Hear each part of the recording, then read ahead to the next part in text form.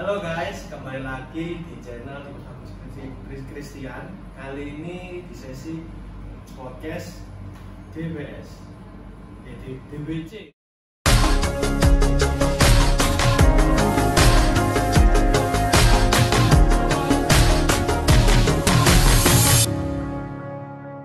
Podcast DBC, sorry udah terlalu lama nggak podcastan ini. Nah, ini ada tamu nih, tamu penting ya. Perkenalkan Mas, monggo tamu siapa Mas? Oke, perkenalkan teman-teman podcast DBC. Ya, DBC. Mas Agus Christian, mantap kali, boy. Saya Lutfi, kebetulan di sini hadir sebagai manajer HPBA Jatim Bali yang diundang secara spesial oleh tim Untung dan tim DBC Podcast. Ya. Kira-kira saya takut mau ditanyain apa. Ini pertanyaan simpel aja sih Mas untuk podcastnya ini. Ringan-ringan aja ya, jangan Ringan, berat-berat. nggak berat-berat. Karena sudah beban udah berat. Beban itu sudah berat. Pertamanya Mas, kan Mas ini sebagai manajer HPBA.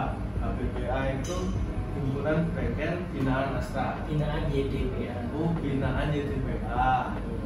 Nah, Mas ini gimana sih awalnya bisa tahu oh ada HPBA nih dan Masnya jadi manajer HPBA itu gimana Mas prosesnya? Oke, jadi sebenarnya prosesnya cukup panjang ya. Cuman singkatnya dulu setelah sebelum lulus berarti pas masih kuliah. Itu ada namanya LPP. LPP itu salah satu CSR-nya YDBA Astra. YDBA itu singkatan dari Yayasan Hormati Astra. Itu CSR-nya Astra Internasional. Setahu saya itu. Terus kemudian YDBA itu punya divisi LPP, Lembaga Pengembangan Bisnis di Walus ini. Nah, kemudian ada salah satu teman saya yang satu kampung dari Jawa Tengah itu menjadi koordinator. Saya daftar magang. Kebetulan waktu itu semester berapa lupa di kampus. Mungkin sekitar semester 5, semester 6. Cuman proposal saya kemudian nggak di-approve karena nggak dilihat sama jurusan yang ya, diinginkan. Iya, sebenarnya ya, diarahkan sama dosen untuk di sini aja kayak gitu. Jadi, tapi kurang lebih 2 minggu di LPP itu kenal sama koordinatornya, orang-orangnya, dan kenal sama orang-orang HPBA. Kemudian singkat cerita, saya lulus, saya daftar kerja di beberapa tempat, kurang puas kan waktu itu kondisi pandemi, pengen ada peningkatan skill kayak gitu. Nah, akhirnya saya ketemu salah satu teman saya, koordinator LPP waktu itu. Saat itu sudah selesai koordinator itu dari jabatannya. Katanya HPBA itu butuh manajer organisasinya. Artinya saya approve, daftar melalui Pak Dimas, ya banyak pendaftar yang lain, kemudian wawancara. Akhirnya saya kembali dipertemukan dengan orang-orang HPBA dan diposisikan sebagai manajer. Nah, HPBA ini kan himpunan kan Mas ya? Iya. Dia ini gimana ya? Kenapa kok memerlukan manajer? Kan himpunan nih, biasanya kan himpunan cuma perkumpulan kalau ya, istilahnya kayak klub kan. Nah itu kenapa perlu manajer? Nah itu seperti ya, gimana sih Mas itu? Ibarat kata tuh kalau lihat ini kan himpunan bengkel ya, bengkel-bengkel tuh kalau misalkan diibaratkan gini, sepak bola itu kan ada PSSI. Ya. Nah di bawahnya kan klub-klub bola. Nah di sini tuh ada HPBA.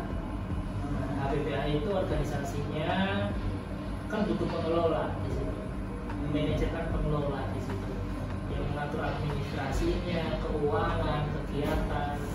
Nah, biar himpunan ini hidup dan anggota-anggota yang di bawahnya khususnya bengkel itu merasakan manfaat dari himpunan atau organisasi ini, ya maka ada PIC-nya. PIC-nya itu manajer kayak gitu. Karena ya kita sadar sendiri orang-orang di bengkel tuh statusnya pengusaha, sibuk-sibuk semua dan prioritas utamanya pasti usaha sendiri, usahanya masing-masing. Jadi biar balance antara organisasi jalan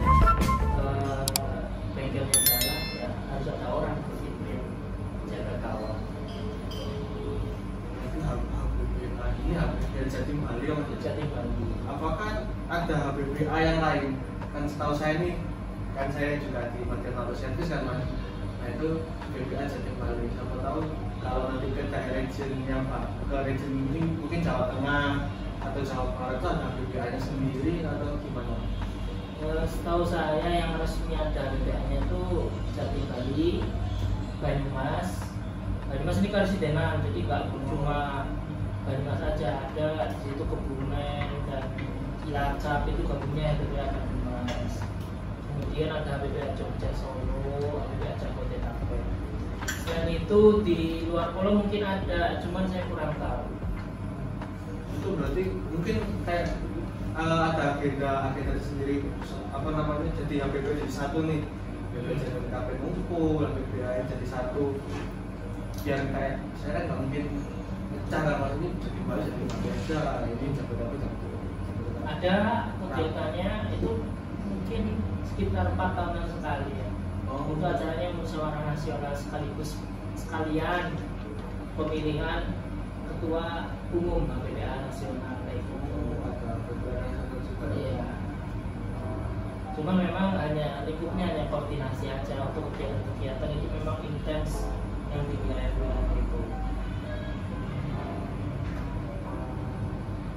Ini perlu ada sini atau ngobrol aja karena ya gitu. Satu kamera siap. kalau zoom agak banyak kamera jadi bingung mau ada mana. Siap.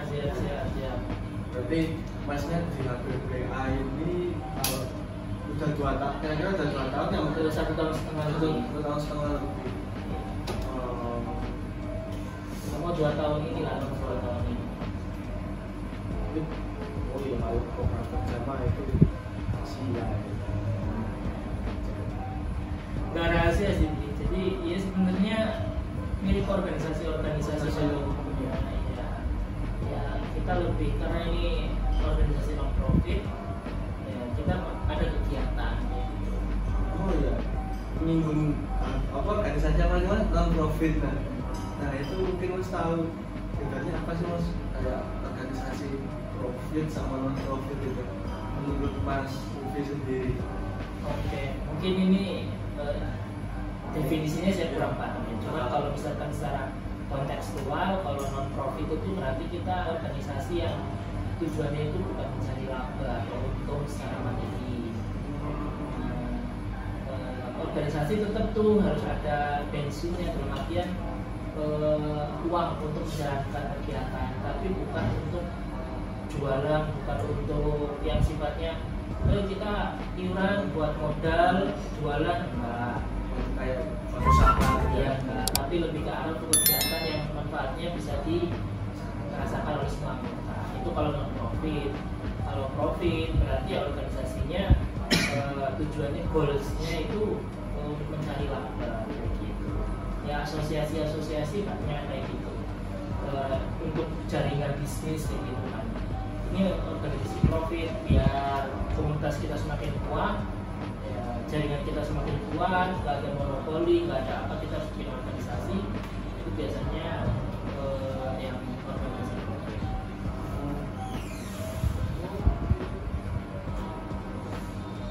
Tanya-tanya masih banyak. Nah ini kan ini mas BPA nih, BPA ini secara networkingnya itu gimana sih mas, kan jadi Bali nih mungkin saya sekarang kan bisnisnya kan nggak mungkin kita saingan nih, sekarang udah bukan zamannya saingan bengkel antar bengkel, ini saingan sekarang lebih ke kolaborasi. Dan juga banyak kayak kemarin lagi yang tren itu yang Netflix sama WeTV itu kan saling apa namanya mention. Nah itu kalau di HBPA kan sama-sama bengkel, ada nggak sih yang kayak kolaborasi bengkel ini sama bengkel ini kolaborasi? Sepengetahuannya Mas Lufi. Sebenarnya kalau di HBPA ya, tetap persaingan tetap ada, namanya bisnis itu kompetisi tetap ada untuk menghidupkan hero semangat tumbuh itu tetap ada. Cuman di sisi lain karena kita tergabung dalam organisasi hubungan, ada persaudaraan, mau nggak mau kita yang sifatnya formal. Kadang kita mau ngesupkan kendaraan kita nih, bengkel kita penuh, harus di bengkel ini ya, bengkel ini.